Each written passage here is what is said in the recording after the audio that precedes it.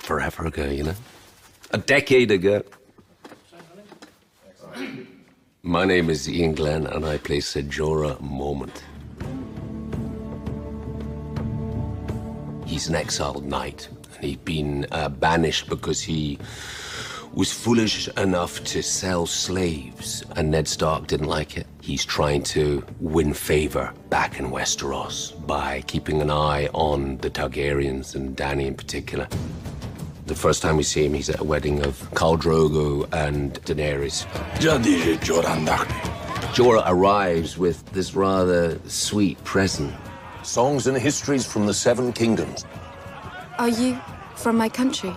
Sir Jorah Mormont of Bear Island. His first movement is a dishonest one, which we don't know at the time. I served your father for many years. Gods be good, I hope to always serve the rightful king. He senses a sweet truth about Daenerys.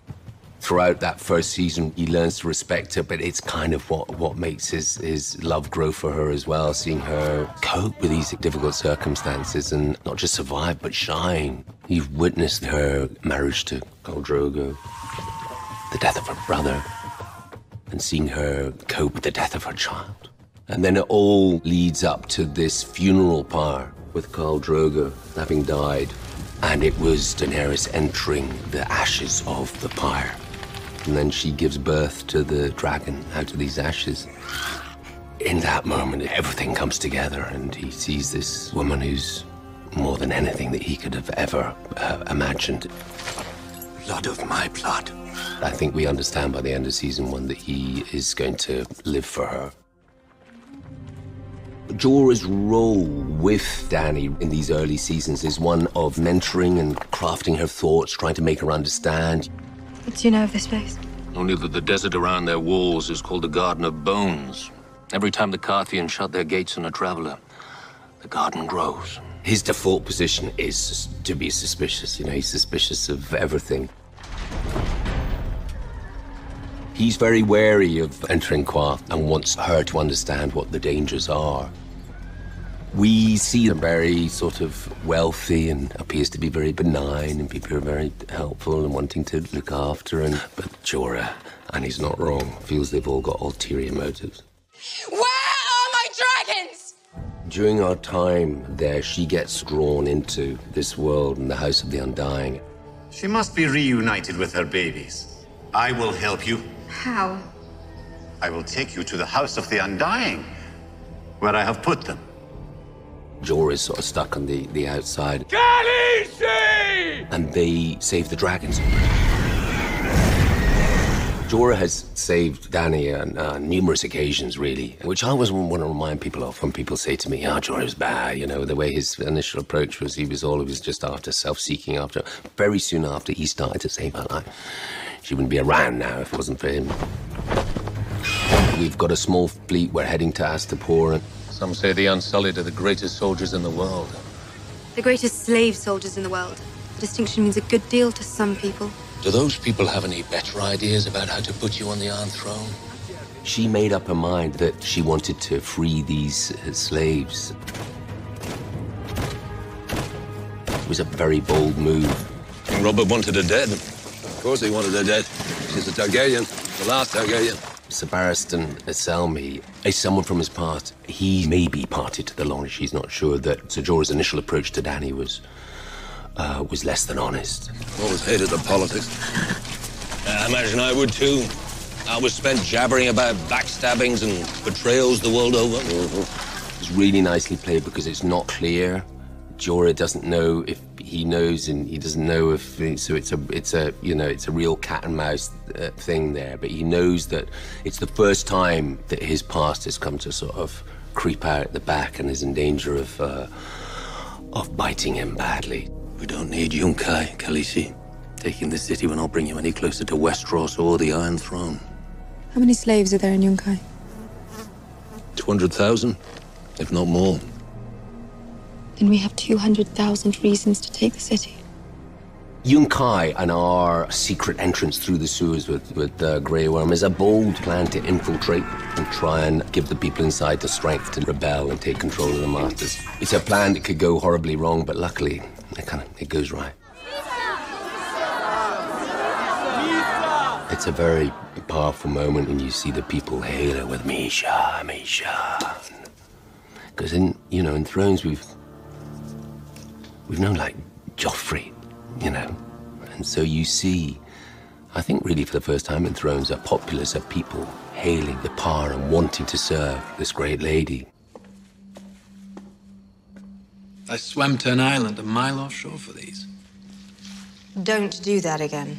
Daario Naharis, he becomes a romantic threat, and Jorah is still very much holding a candle out.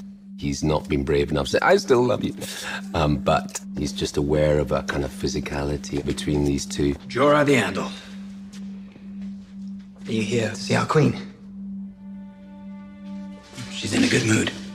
And of course, Daario Naharis is just careless and cool of it all, which is really fucking irritating, when all you've done is really love this person and try to be proper and properly right, and then this kind of dude comes in, with this friggin' spinny fucking blade, and she gets all fucking attracted to him. What's this? A royal pardon, signed by Robert Baratheon. You spied on her.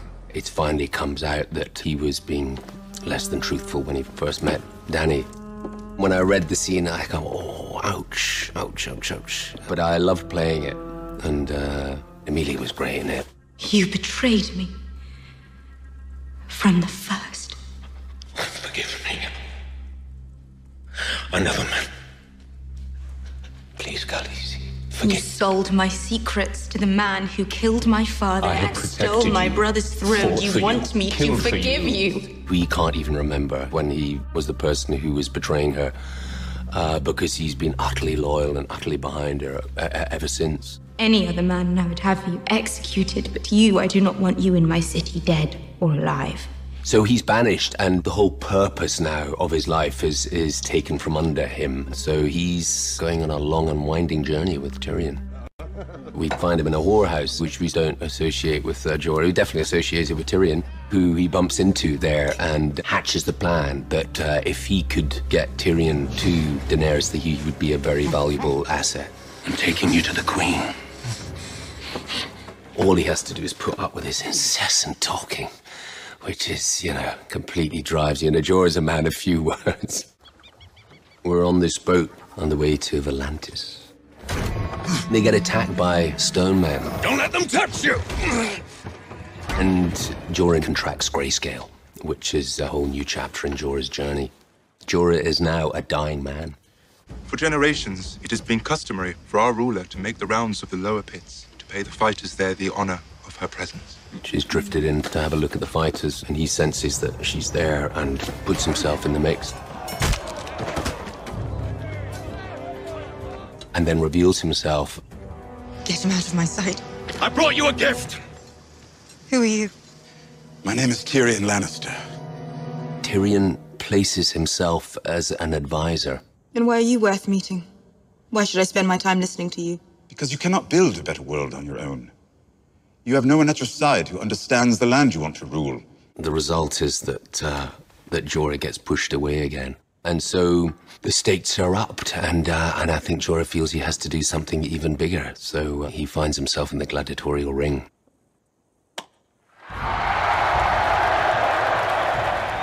Since being rejected from Dany, Jorah has lost his desire to live, really.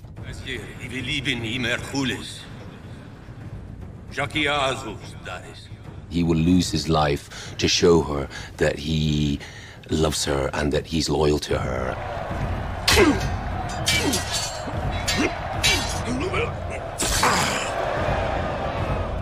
Just having finally won and overcome 5-6 fighters, he sees the threat. Once again, he comes to her rescue.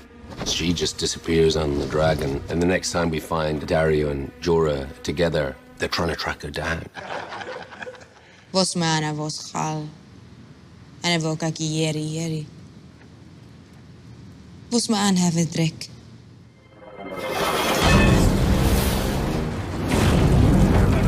When she comes out the fire, we see someone with total conviction, and Jorah falls to his knees, utterly devoted once again. I banished you. Twice. You came back. Twice. And you saved my life. Jorah, in some way, has moved on and doesn't lust for her anymore. You must send me away. He knows now he's got this disease that is most likely to kill him. So he knows that what's right is for him to, having finally won back her favor, and she wants to actually embrace him. He says, I can't, you can't, I have to leave you. I command you to heal yourself, and then return to me. When I take the 7 kingdoms, I need you by my side. She gives him a real purpose to live, probably more than he's ever had.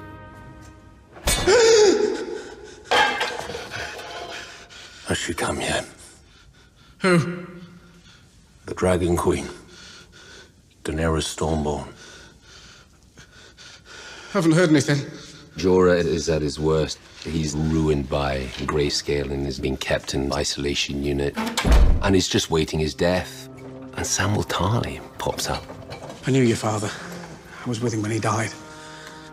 You're not dying today, Sir Jorah.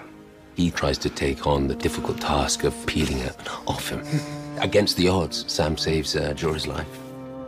I return to your service, my queen. If you'll have me. It would be my honor.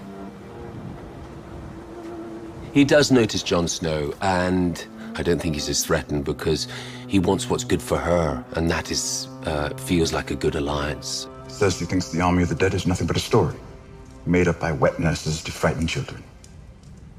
What if we prove her wrong? Tyrion comes up with this plan to capture a White, and that's, you know, I don't think Jorah has any purpose hanging about near Dany. That's he's a fighter. That's what he does. He's got the chance to fight for her again. He doesn't think twice about it. They go on this mad journey to try and capture a White. It all goes pear-shaped, and they look like they're all going to meet their maker when Dany flies in. And they all fly out, but he sees her lose one of her children.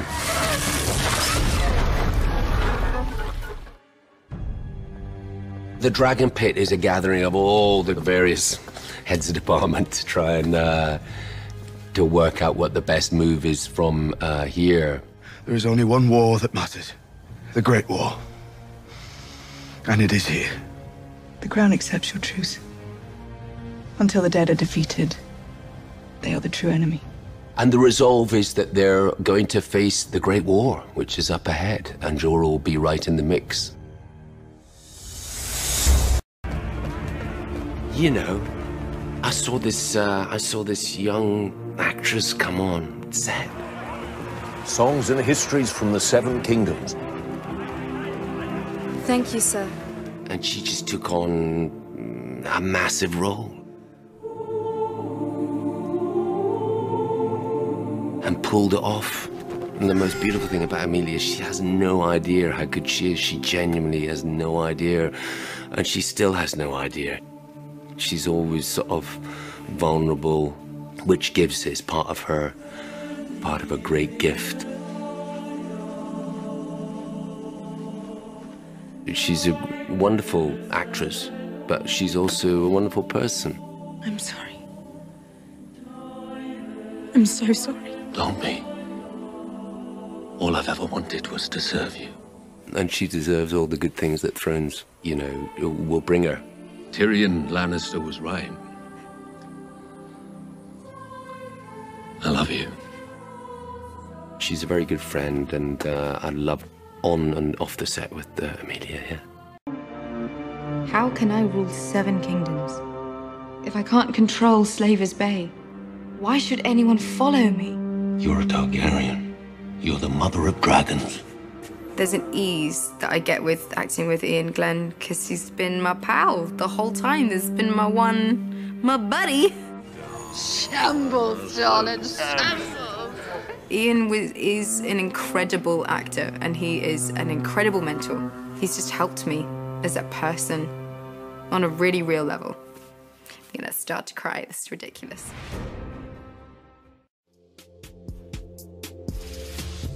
Think about Jorah. From the very first time we met him, he was with Dany, you know, and the first time you meet him is at Dany's wedding when he's giving her the books of Westerosi history. And from that time, he's been mostly by her side.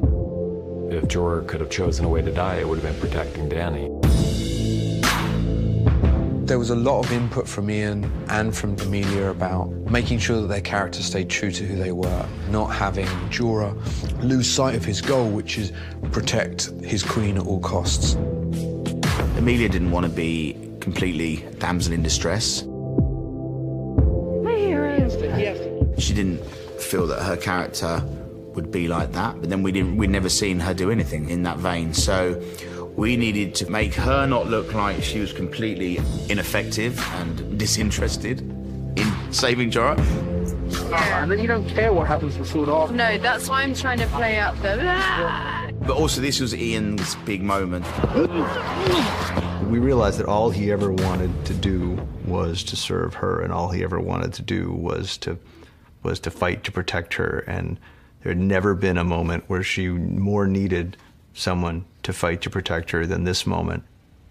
And Iain himself, I think he was happy to go down fighting, because he's very good at it. My favorite scene to shoot was my demise. Yeah, just because it required most of me, was the most demanding and most fulfilling scene.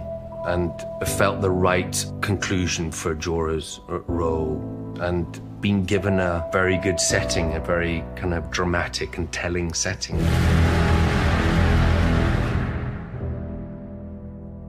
Incredible performance from Iain, and also from Emilia at the very end there as she's holding him in her arms, and just that, it's really hard to fake that kind of pure grief, and Emilia just really brought it in those moments. I think part of it was because she's such a good actress, but part of it is because she and Iain have been working together for so long and have become very, very close, and they've had so many scenes together, and it's all coming to an end, both their characters' relationship on the show, but also our time together working on the show. It was really hard.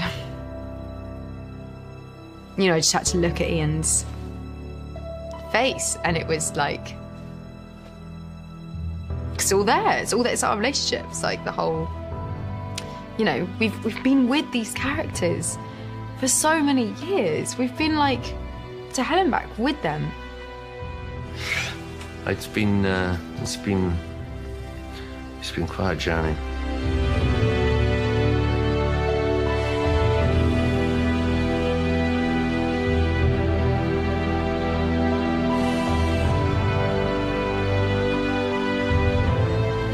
No final words. No. It's just great fun, and yeah, I was so really very, very chuffed to be a part of the whole mad, wonderful thing of it all.